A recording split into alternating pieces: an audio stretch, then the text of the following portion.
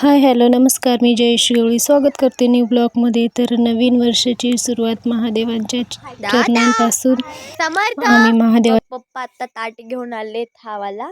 पूजा करायला 12 वाजले होते आणि मग आरती केली, आम्ही पूजा केली. आणि जय देव जय देव पीतांबर कनिवर बंधना सरळ सोंड वक्रतुंड त्रिनयन दास रामाचा वाटपावे चलना संकष्टी पावावे निर्वाणी रक्षावे सर्ववंदना जय देव जय देव.